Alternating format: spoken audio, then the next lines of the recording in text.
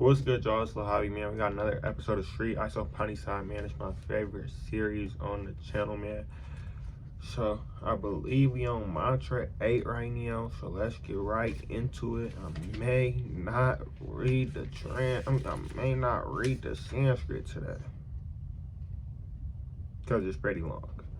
But, translation. Such a person must factually know the greatest of all, the personality of Godhead, who is unembodied, omniscient, beyond reproach, without veins, pure and uncontaminated, the self-sufficient philosopher who has been fulfilling everyone's desire since time immemorial.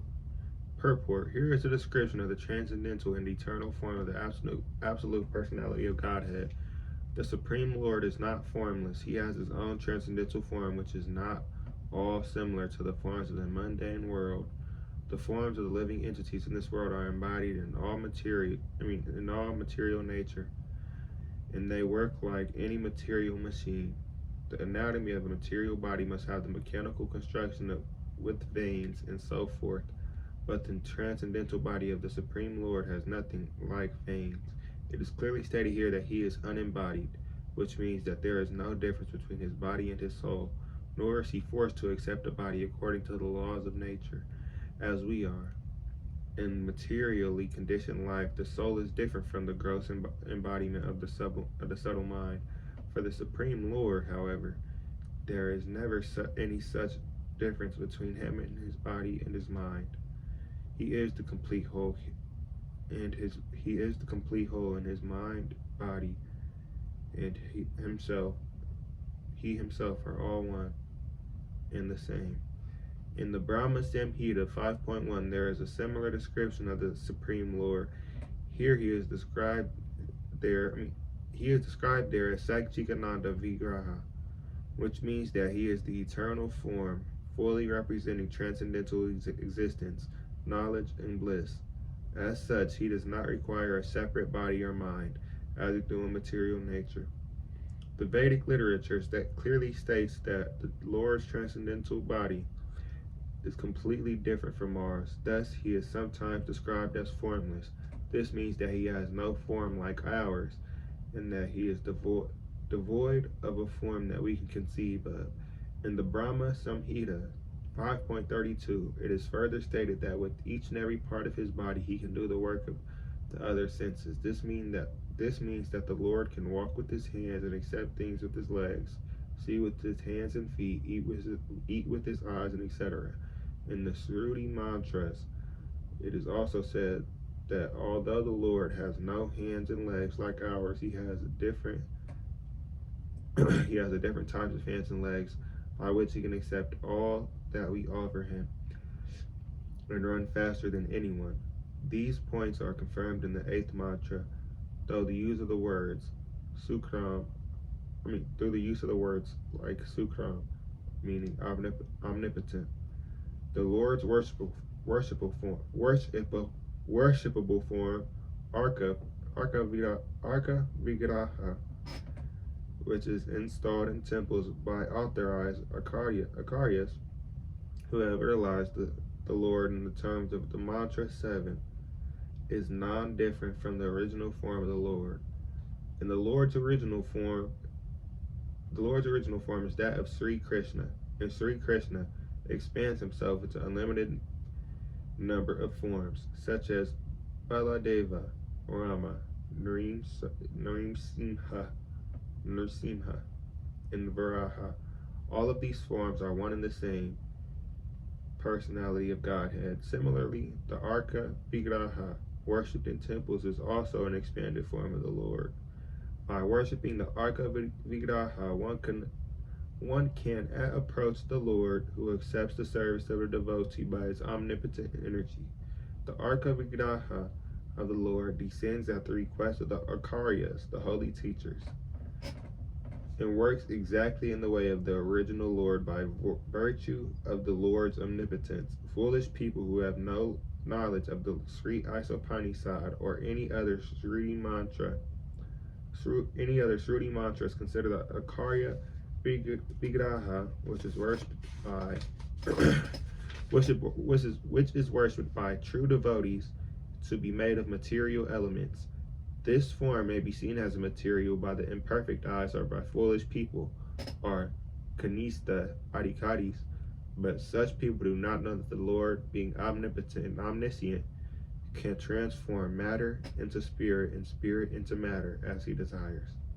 I basically think right there they might have been talking about, like, if y'all up to date with like new age beliefs, y'all know what a topa is. A topa is basically, it's like a topa, how you can think, if you believe hard enough, you can put like a thought form onto an object and have it have like sort of not consciousness, but have it be there in the astral. You know what I'm talking about? That probably didn't make sense. But such people do not know that the Lord, being omnipotent and omniscient, can transform matter into spirit and spirit into matter as he desires. In the Bhagavad Gita 9.11 through 12, the Lord regrets the fallen condition of men with little knowledge who deride him, because he descends like a man into this world. Such poorly informed persons do not know the omnipotence of the Lord. Thus the Lord does not manifest himself in full to the mental speculators. He can be appreciated only in proportion to the ones surrendered to him. In fallen condition of this living entities is due to the forgetfulness of their relationship with God. In this mantra, as well as in many other Vedic mantras, it is clearly stated that the Lord has been supplying goods to the living entity since time immemorial. A living being desires something, and the Lord supplies the object of desire in proportion to one's qualification. If a man wants to be a high court judge, he must acquire not only the necessary qualifications, but also the consent of the authority who can award the title of high court judge. The qualifications themselves are not sufficient for one to occupy the post. It must be awarded by some superior authority. Similarly, the Lord awards enjoyment to living entities in proportion to their qualifications, but good qualifications in themselves are not sufficient to enable people and to enable one to receive awards. The mercy of the Lord is also required. Ordinarily, the living being does not know what to ask of the Lord, nor which post to seek. When the living being comes to his constitutional position, however, he asks to be accepted into the transcendental association of the Lord in order to render the transcendental loving service unto him. Unfortunately, living beings under the influence of material nature ask for many other things. They are described in the Bhagavad Gita as having divided, splayed intelligence.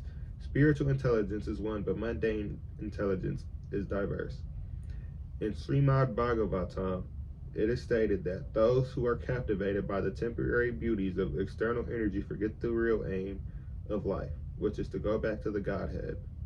Forgetting this, one tries to adjust things by various plans and programs, but this is like chewing who has already been chewed. Nonetheless, the Lord is so kind that he allows the forgetful living energy to continue in this way without interference. Thus, this mantra of Sri Isopanisad uses the appropriate yata atata, indicating that the Lord rewards the living entities in pursuance of their desires. If a living being wants to go to hell, the Lord allows him to do so without interference. And if he wants to go back home, back to Godhead, the Lord helps him. God is described here as Paribhuh, the greatest of all.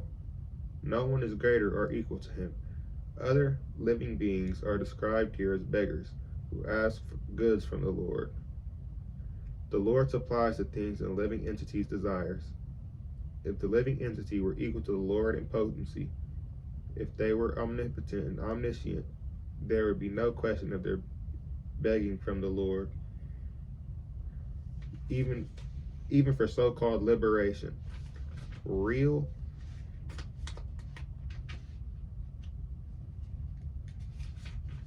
Real liberation means going back to Godhead. Liberation is conceived by an impersonalist is a myth. And begging for a sense gratification has to continue eternally unless the beggar comes to a spiritual senses and realizes his constitutional position. Only the Supreme Lord is self-sufficient. When Lord Krishna appeared on earth 5,000 years ago, he displayed his full manifestation as the personality of Godhead through his various activities. In his childhood, he killed many powerful demons such as Agarasura, Bakasura, and Sakatasura. So there was no question of his having acquired such power through any extraneous endeavor. He lifted my bad. Okay. I gotta breathe. He lifted Govardhana Hill without ever practicing weightlifting. He danced with the gopis without social restriction and without reproach.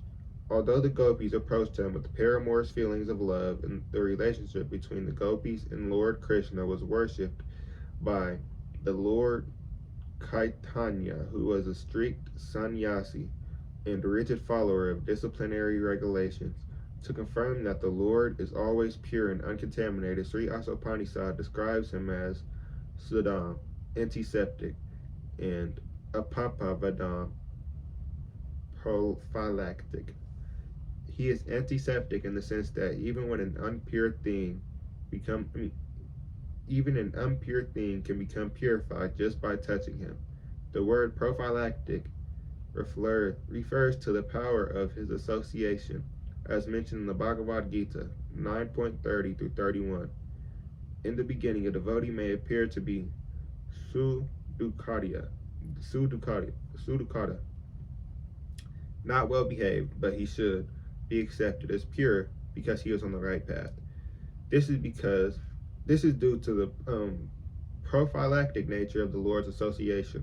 The Lord is also a papavidam, because sin cannot touch him. Even if he acts in a way that appears to be sinful, such actions are all good, for there is no question of his being affected by sin, because in all circumstances he is Saddam, most purified. He is often compared to the sun. The sun extracts moisture from most untouchable places on earth, yet it remains pure. In fact, it purifies obnoxious things by virtue of its sterilizing powers. If the sun, which is a material object, is so powerful, if the sun, which is a material object, is so powerful, then we can hardly begin to imagine the purifying strength of the all-powerful Lord. So basically, in this chapter, they really talked about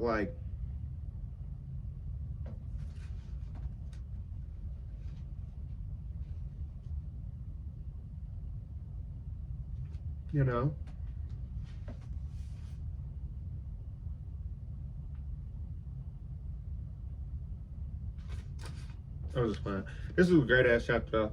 So I messed this book on God. Comment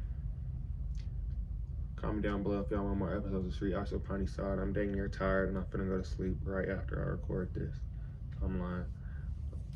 But yeah, that is it for this video. I'll drop a like, comment, and subscribe. Comment other videos I want to see on the channel. Episode 9 of Sri Isopanisad coming out next. If I haven't watched the first 8 parts, y'all go watch those. I'm sorry I ain't talk a lot in this video because I am just now noticing that. But it is a little too late because I am down there ending this motherfucker. I probably already clicked off by now. So that is it for this video though. Drop a like, comment, and subscribe. Comment other videos I want to see on the channel. And I got y'all 1,000 times 10, 2,000 times 10, 50,000 times 10. I love y'all. Amen. But that's it for the video. Drop a like, comment, and subscribe. I'm gonna catch y'all on the next one. Amen.